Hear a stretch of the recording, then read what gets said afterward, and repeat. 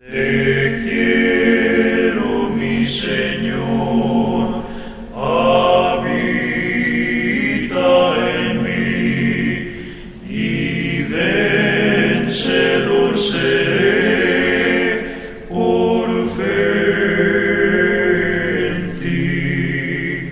Te quiero, sí te quiero, siempre te anhelo, bendíceme ahora, acudo a ti. Te quiero, Jesús, mi Salvador, oh hazme en verdad tu servidor. Te quiero, sí te quiero, siempre te anhelo, bendíceme ahora, acudo a ti. Tu voluntad, Señor, enséñame, y de tu gran amor ocúlmame. Te quiero, sí te quiero, siempre te anhelo, bendíceme ahora, acudo a ti. Oh mi gran bienhechor, en tentación, concédeme valor y protección. Te quiero, sí te quiero, siempre te anhelo, bendíceme ahora, acudo a ti. Bueno, vamos a hablar, como decía, sobre el tema la plomada de Dios. Y el texto para nuestra enseñanza del día de hoy está ahí en Amós, capítulo 7, versículos 7 y 8. Y dice, como podemos leer acá en la diapositiva, me enseñó así: he aquí el Señor estaba sobre un muro hecho a plomo, y en su mano una plomada de albañil. Jehová entonces me dijo: ¿qué ves, Amós? Y dije: una plomada de albañil. Y el Señor dijo: he aquí yo pongo plomada de albañil en medio de mi pueblo Israel. No lo toleraré más. Los lugares altos de Isaac serán destruidos, y los santuarios de Israel serán asolados. Y me levantaré con espada sobre la casa de Jeroboam. Vamos a ver en esta lección algunas enseñanzas muy importantes que son muy relevantes en el día de hoy. Pero vamos a aprender un poco. ¿Quién era Amós?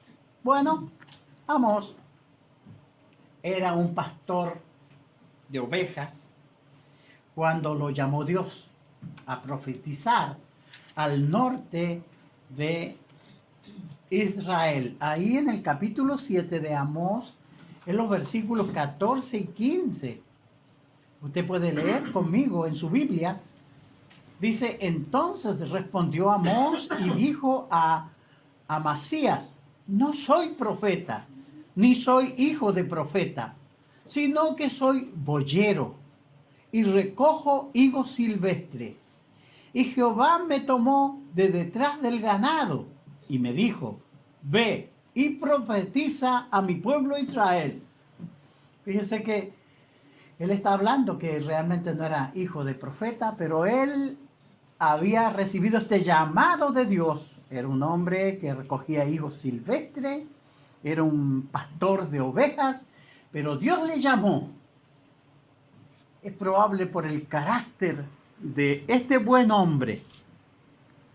El asunto era que la gente de Dios se había extraviado gravemente su camino. Israel se había olvidado de la gloria con la cual Dios los sacó de Egipto. Y ellos, cada uno estaba haciendo su propia voluntad y no la voluntad de Dios. Y se había extraviado gravemente el camino. Fíjese que por más de 150 años el norte del reino había adorado por su propia regla y aún comenzaban a adorar a otros dioses. En la división que hubo del pueblo de Dios, las 10 tribus, Israel al norte. Amós fue enviado para revelar su pecado y llamar a la gente al arrepentimiento. Ese era el trabajo, esa era la labor, esa era la voz que levantaría Amós en medio de este pueblo. Él advirtió que ellos debían de regresar a Dios con todo su corazón o enfrentar un eminente juicio que Dios traería si ellos no se arrepentían.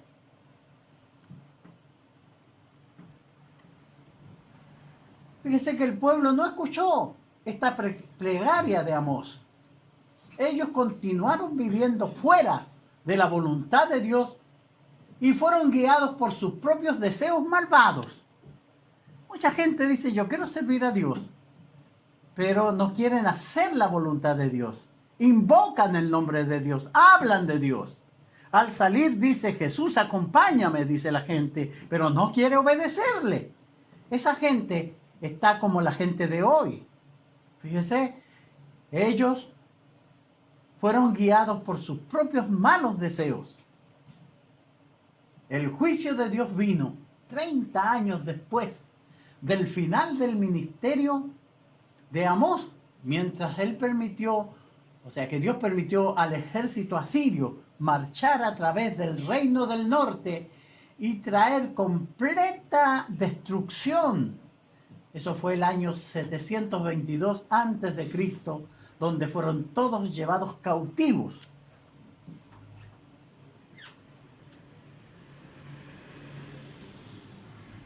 ¿Cuál es la visión que tiene Amós? Es la visión de la plomada.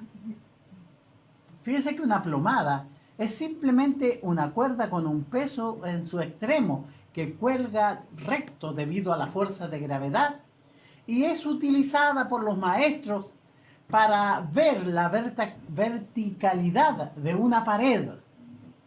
El plomo. Muchas veces lo hemos usado nosotros y ustedes saben de qué se trata.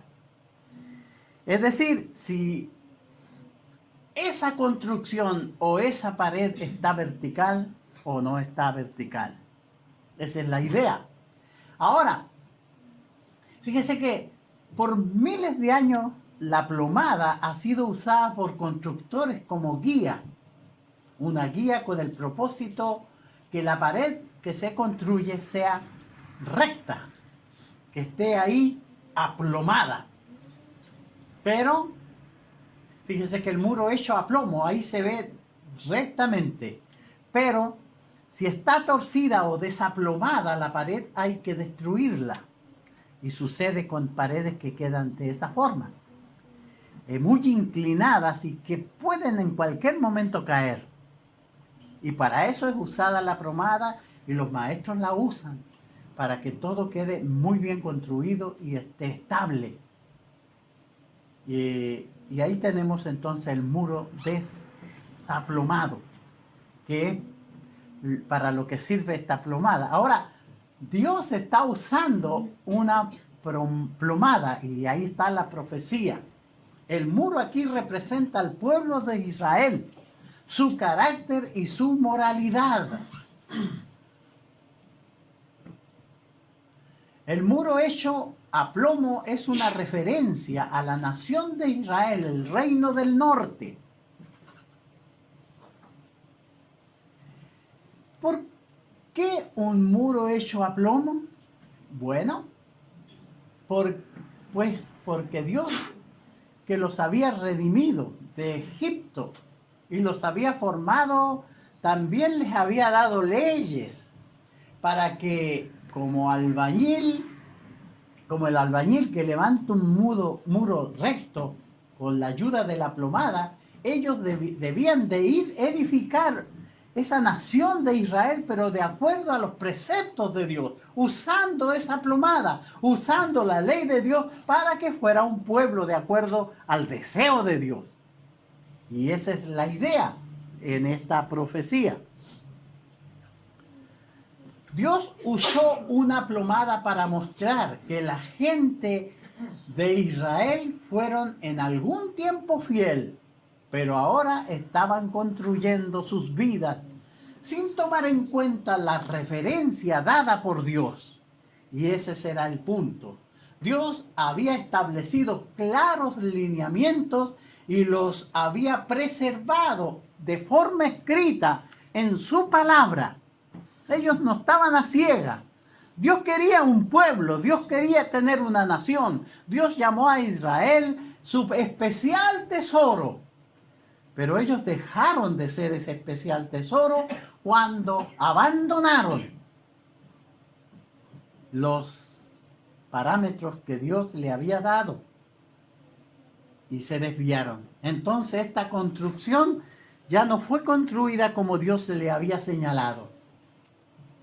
Entonces Dios estaba ahora trayendo juicios de acuerdo con sus estándares inmutables. Porque la plomada iba a acusar el desvío de ese pueblo. La plomada de Dios iba a dar a luz, iba a dejar claro el desvío que ellos estaban teniendo. Ahí en Isaías 28:17 dice: y ajustaré el juicio a cordel, y a nivel la justicia. Granizo barrerá el refugio de la mentira, y aguas arrollarán el escondrijo. Hablando de un juicio que traería a causa del desvío, en este caso de Israel. La predicación de Amós. Fíjese que aquí el Señor aparece en el papel de un contratista de construcciones, llegando para examinar la obra hecha por sus obreros. Va a ver cómo llega el jefe, el ingeniero, y a observar. Siempre ellos van a mirar cómo va esa construcción. Y los elementos usados es la plomada. Que el Señor tenga en su mano una plomada de albañil indica que va a examinar si el muro, es decir, el pueblo, está recto o por el contrario, ha sido inclinado peligrosamente en el sentido moral y espiritual. Aparentemente, pareciera que no hay diferencia, pero el plomo acusa la diferencia. Y es lo que Dios iba a hacer. Por eso Él aparece con una plomada de albañil en su mano. Entonces, si esa plomada acusa que está torcido el muro, habrá que derribarlo. Y ese es el anuncio de Amós. Imagínelo usted, en la plaza o en el mercado público, parado él con la plomada en la mano, diciendo: Dios ha puesto plomada a este pueblo y está gravemente inclinado y lo va a destruir. Y era la predicación y el pregón de Amós. La expresión "no lo toleraré más", ya no volveré a dejarlo sin castigo. Ya la Biblia de las Américas y la Biblia versión moderna dice: ya no le pasaré más por alto. Al final del verso 8 es muy interesante por varios motivos.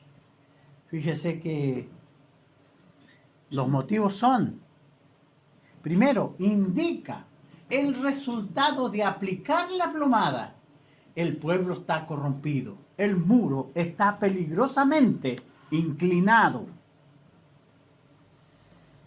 Entonces, lo otro que indica es que la paciencia del Señor, reteniendo el castigo 2 veces a petición de Amós, fíjese que el 7:3, se arrepintió Jehová de esto.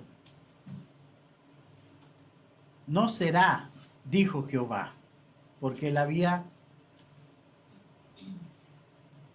a emitir juicio. Y la oración intercesora de Amós persuadió a Dios para no hacerlo. Y en el 7:6, se arrepintió Jehová de esto. No será. Esto tampoco, dijo Jehová el Señor. Entonces, se retuvo el castigo, pero esa intervención del profeta en favor del pueblo no sirvió para nada. Y no se han arrepentido de sus malos caminos y no se han vuelto al Señor. Porque se esperaba que ellos se volvieran al Señor con este pregón, pero no lo hicieron. Ya la tercera vez no había vuelta atrás. Lo más fuerte era que finalmente su paciencia grande y maravillosa, por el cual Dios debe ser alabado, ha llegado a su límite. El vaso de su paciencia ha sido colmado. Fíjense que ellos deberían de dar gracias a Dios que no han sido consumados a causa de sus pecados, pero ellos no hicieron caso, sino que tercamente siguieron desobedeciendo a Dios. ¿Y qué pasó? Esto pasó. La paciencia y grande que Dios mostraba hacia este pueblo, esa paciencia grande y maravillosa, que debía motivar al pueblo a alabar a Dios, porque no les dio ese castigo merecido, se colmó, llegó a su límite. El vaso de la paciencia fue colmado y el castigo vino. Fíjese que de ahí, con mucho dolor, el profeta no intercede más por el pueblo y se limita a predicar estas visiones en Betel, quizás con la esperanza de que fuese una especie de impacto que de alguna manera despertara definitivamente al pueblo a su realidad. Él les hablaba de las visiones que él había visto y lo que Dios iba a hacer si ellos no se arrepentían. Pero no fue así. La gente no escuchó la plegaria de Amós. Ellos continuaron viviendo fuera de la voluntad de Dios y fueron guiados por sus propios deseos malvados. El juicio de Dios vino 30 años después del final del ministerio de Amós. Dios permitió el ejército asirio marchar a través del reino del norte y traer completa destrucción. Y eso fue el año 722 antes de Cristo.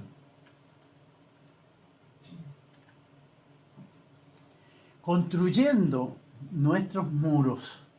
Ahora, fíjese nosotros, ¿qué podríamos aprender de esta escena? ¿Qué lección puede aprender usted y puedo aprender yo de esto? Yo también estoy construyendo un muro. Dios ha hecho grande misericordia con el pecador.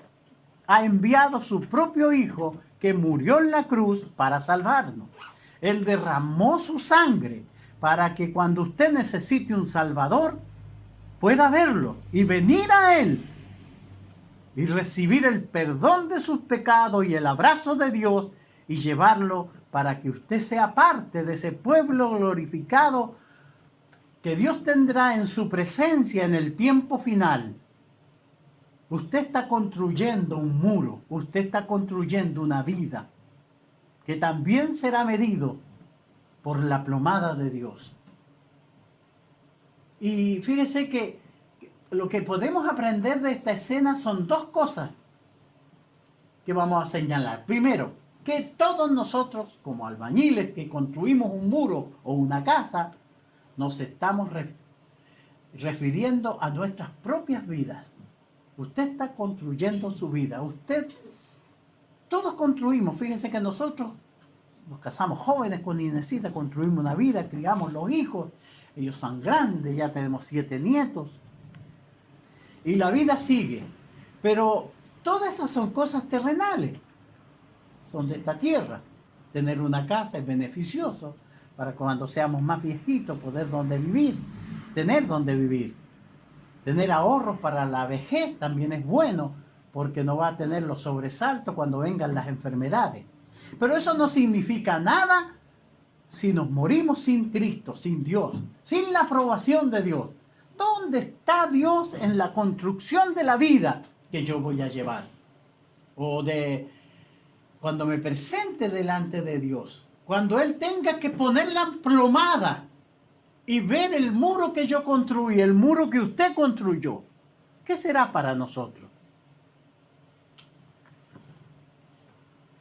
Fíjese que debemos de aprender que un día nuestro tiempo de construir se acabará y será el momento de ser examinados por Dios. Él aplicará su plomada a nuestras vidas. ¿Y cuál será entonces el resultado? ¿Cómo trato a Dios yo en mi vida? ¿Qué es para mí Él? ¿Qué es esto de la iglesia? ¿Le estoy dando la importancia que Él merece o lo trato con desdén? Es importante, pero no tan importante. ¿Qué exigencias me pongo yo cuando voy a tratar con este Dios santo, glorioso? Debo preguntarme. Entonces, amados hermanos, deberíamos tener presente que llegará el día en el cual tendremos que presentarnos delante de Dios y que nuestra vida va a ser examinado conforme a su plomada, conforme a su palabra. No será de acuerdo a nuestras normas, a nuestras obras, a nuestra religión, sino de acuerdo con su santidad y con su justicia.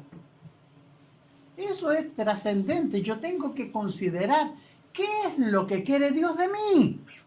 No lo que yo le doy, lo que puedo darle. Pero yo voy los domingos. Sí, es bueno, tenemos que hacerlo. Pero ¿es eso todo?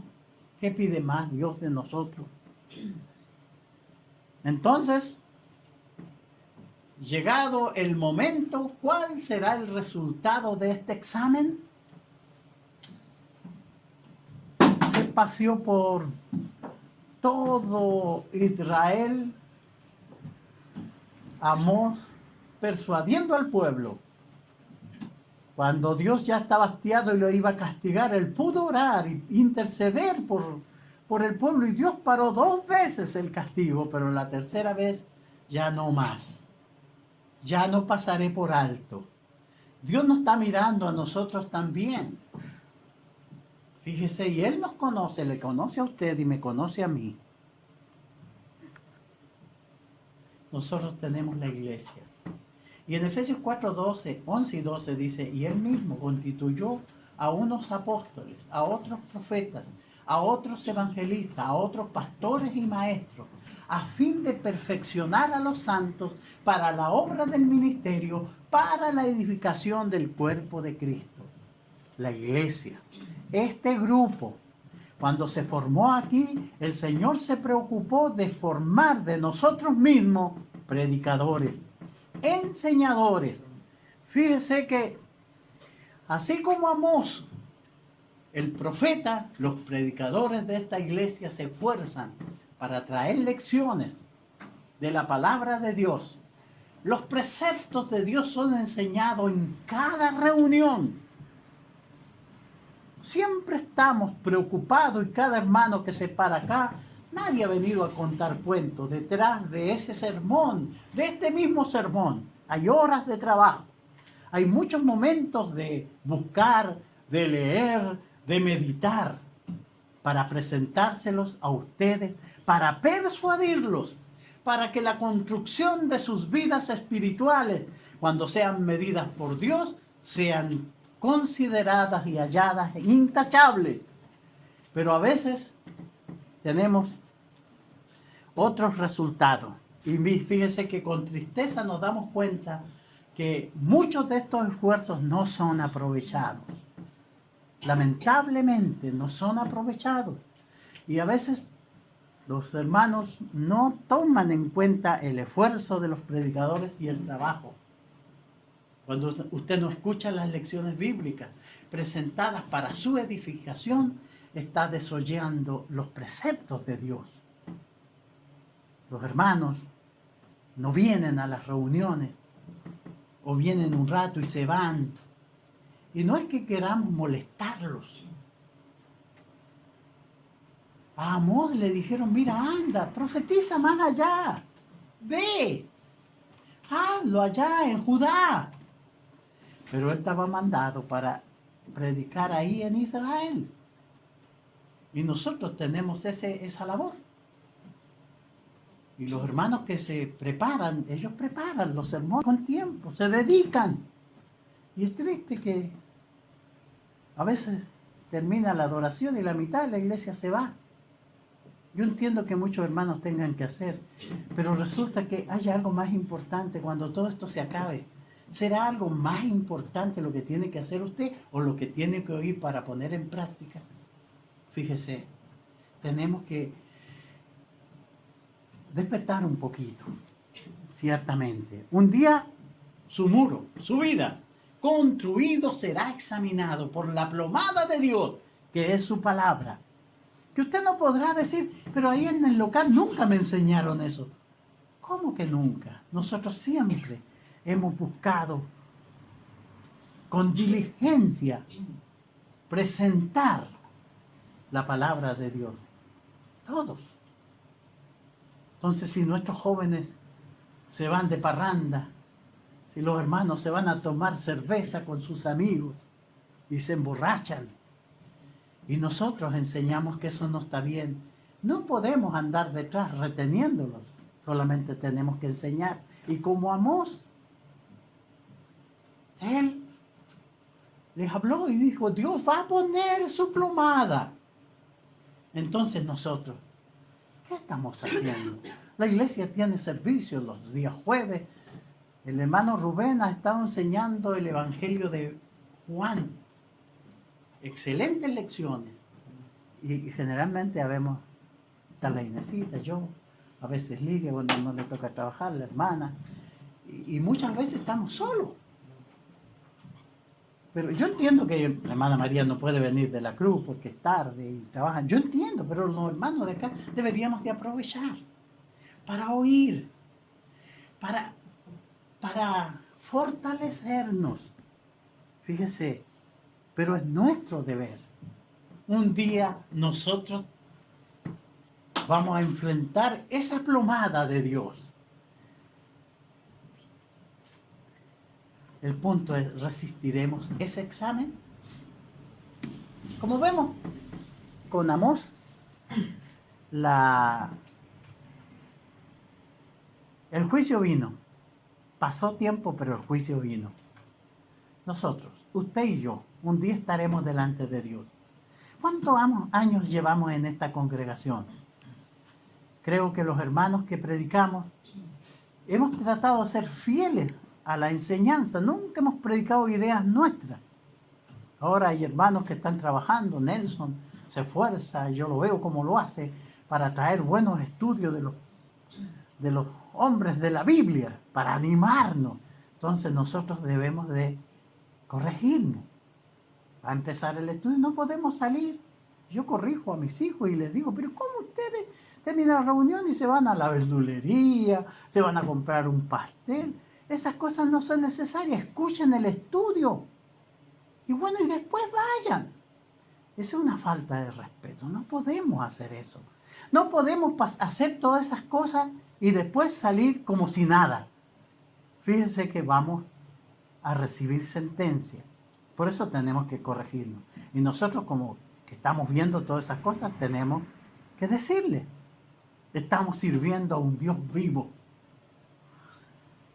que es celoso, que Él quiere llevarnos al cielo. Pero por eso Él nos está enseñando y nos presenta sus preceptos para que yo y usted los ponga por obra.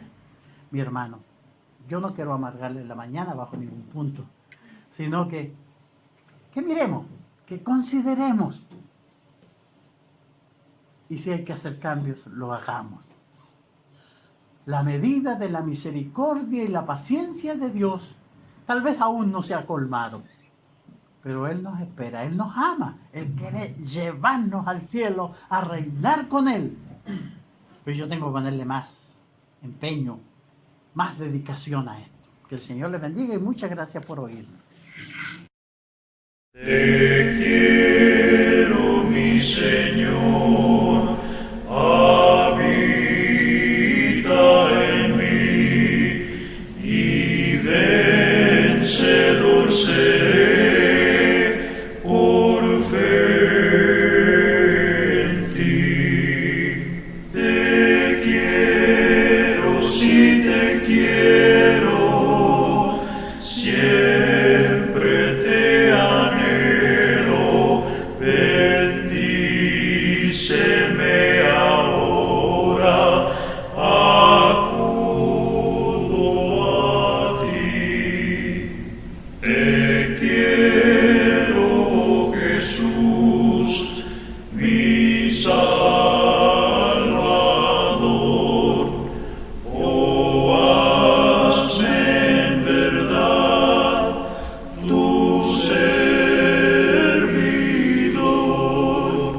Te quiero, si te quiero, siempre te anhelo, bendíceme ahora, acudo a ti. Tu voluntad, Señor, enséñame